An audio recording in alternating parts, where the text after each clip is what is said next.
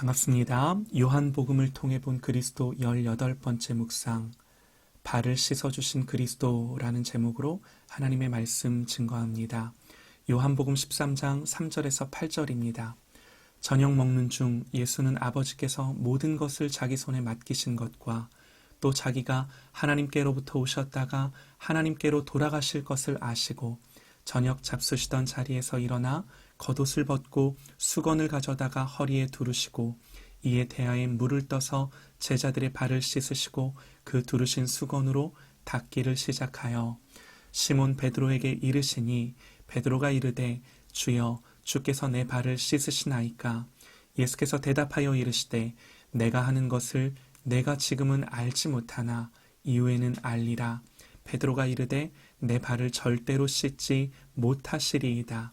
예수께서 대답하시되 내가 너를 씻어주지 아니하면 내가 나와 상관이 없느니라. 아멘.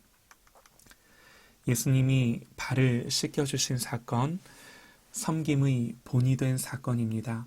그런데 발을 씻겨주셨다는 것이 섬김과 희생의 본이 아닙니다. 그리고 우리에게도 그렇게 섬기며 살아라, 단순히 이런 교훈을 주기 위해 발을 씻기신 것도 아닙니다. 이 사건은요, 주님의 구속 사건의 핵심을 보여주기 위한 것입니다. 우리는 이 세족식을 대하면서 예수님이 제자들의 발을 씻기셨다, 주와 선생으로 이렇게 제자들을 섬기셨다, 그러니 우리도 섬기는 사람이 되자, 이렇게 결론을 내기가 쉽습니다. 그런데 오늘 본문은 그런 의미가 아니에요. 이런 의미가 오늘 본문 안에 없는 것은 아니지만 이런 교훈을 주고자 하는 것이 이 사건의 주된 목적이 아닌 거죠. 3절에요. 저녁 먹는 중 예수는 아버지께서 모든 것을 자기 손에 맡기신 것과 또 자기가 하나님께로부터 오셨다가 하나님께로 돌아가실 것을 아시고 이 일을 행하십니다. 그러니까 주님은요, 당신이 하나님이심을 정확히 인식하시고 그러면서도 앞으로 십자가에서 죽으실 것을 알고 이 일을 행하신 겁니다. 예수님은 공생애를 시작하시기 전 세례를 받으셨는데요. 세례는 죄 씻음의 표시로 받는 의식입니다. 주님은 죄가 없으실 뿐만 아니라 죄를 알지도 못하시는데 세례를 받으심으로써 죄인으로 여겨짐을 받으셨습니다. 그리고 주님은 예루살렘에 입성하실 때 나귀, 그것도 나귀의 새끼를 타고 들어오셨습니다. 이것도 주님의 낮아지심의 한 형태입니다. 그리고 오늘 본문에서 주님은 제자들의 발을 씻으십니다. 이 사건들의 공통점은요, 전부 주님의 낮아지심, 비천하심을 드러내는 사건입니다. 그리고 이 비천하심과 낮아지심의 끝에는 십자가가 있는 거죠. 군인들에게 잡히시고 손으로 또 채찍으로 맞으시고 이리저리 끌리시고 하나님이 우리를 위해 모욕과 멸시를 받으십니다. 그래서 이 발을 씻기시는 사건은 다른 그 어떤 교훈과 의미 이전에 주님이 십자가를 지심을 예표하며 주님이 우리를 위해 어떤 희생을 치르셨는지를 보여주는 사건이에요. 그래서 오늘 사건을 자세히 보면요, 주님의 십자가 사건을 너무나도 잘 묘사하고 있다는 것을 우리가 알 수 있는데요. 주님은 먼저 저녁 잡수시던 자리에서 일어나셨습니다. 주님은 죄인들을 섬기기 위해 하늘을 영광의 보좌에서 일어나서 이 땅에 오신 것처럼 오늘 그렇게 자리에서 일어서신 거죠. 성경은요, 그는 근본 하나님의 본체시나 하나님과 동등됨을 취할 것으로 여기지 아니하셨다 그럽니다. 그리고는 겉옷을 벗으셨습니다. 유대인들은요, 어떤 일을 하기 위해서는 끌리는 겉옷을 벗어야 했는데 주님이 그렇게 하신 겁니다. 주님은 당신을 두르고 있던 신성을 벗으시고 인성을 입으셔서 이 땅에 사람으로, 죄인으로 오셨습니다. 성경은 사람의 모양으로 나타나사 자기를 낮추셨다 그럽니다. 그리고는 수건을 가져다가 허리에 두르셨습니다. 이런 행동은요, 전형적인 종의 행동입니다. 그래서 성경은 종의 형체를 가지사 사람들과 같이 되셨다 그러는 거죠. 그리고 주님이 이어서 대야에 물을 담아 제자들의 발을 씻기기를 시작하시는데요. 여기서 우리말 번역은 그냥 물을 담아 이렇게 되어 있지만 이 물을 쏟아부어 이렇게 해야 더 원문의 의미에 가깝습니다.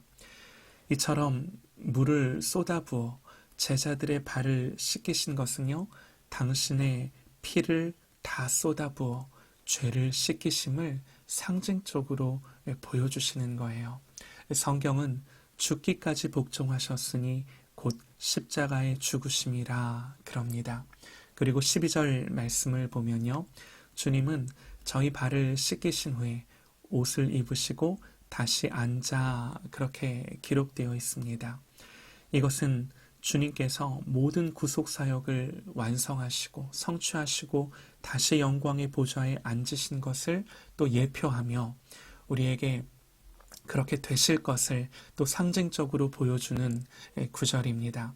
성경은 이러므로 하나님이 그를 지극히 높여 모든 이름 위에 뛰어난 이름을 주사 하늘에 있는 자들과 땅에 있는 자들과 땅 아래에 있는 자들로 모든 무릎을 예수의 이름에 꿇게 하시고 그럽니다. 제가 중간중간 읽어드린 성경 본문은 빌립보서 2장 6절부터 10절 말씀인데요.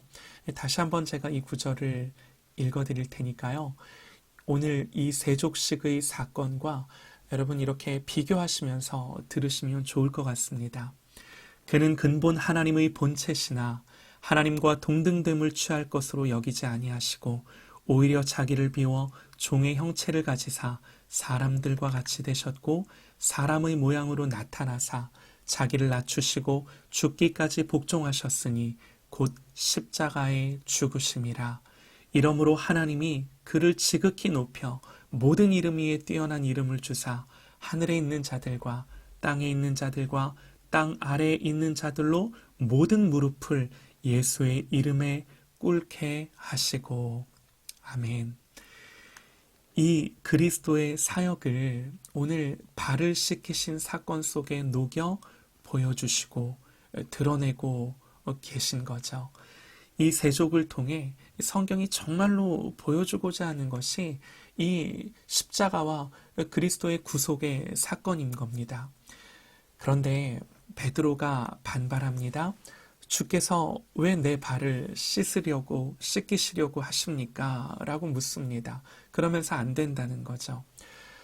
보통은 이런 경우라면 베드로는 예의 있고 그래도 스승을 존경하는 사람으로 인식될 수 있지만 주님 베드로에게 뭐라고 말씀하세요? 내가 너를 씻어주지 아니하면 내가 나와 상관이 없느니라. 성경에서 이것보다 무서운 말이 없습니다. 이것이 무슨 의미이겠습니까? 주님이 제자들의 발을 씻으신 사건은 서로가 섬기는 사람이 되라는 도덕적 교훈을 주고자 하시는 사건이 아닙니다. 그런 의미가 없다고 말할 수는 없지만 그것이 본질이 아닌 거예요. 여기서 물을 떠서 제자들의 발을 씻으시는 주님에게서 여러분 우리는요 십자가 위에서 당신의 피를 다 쏟아 우리의 그 씻을 수 없는 죄악을 씻으시는 주님을 봐야 하는 겁니다. 이것이 이 사건의 중심 의미입니다.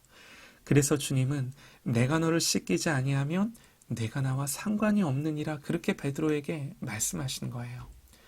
주님의 피로 죄를 씻지 않은 사람은 주님과 상관이 없는 사람입니다. 여러분 정말로 주님의 피가 나의 죄를 씻겼는가? 나는 씻겨져야 할 죄가 있는 사람입니다. 그리스도의 씻어주심이 없이는 우리는 깨끗할 수 없는 존재입니다. 사랑하는 여러분, 주님의 섬김과 희생과 이 씻어주심 앞에 나의 더러운 발을 내어드리며 씻겨지는, 그래서 주님이 내 발을 씻으시는 이 놀라운 역사가 일어나기를 간절히 소망합니다. 내가 너를 씻지 아니하면 내가 나와 상관이 없느니라.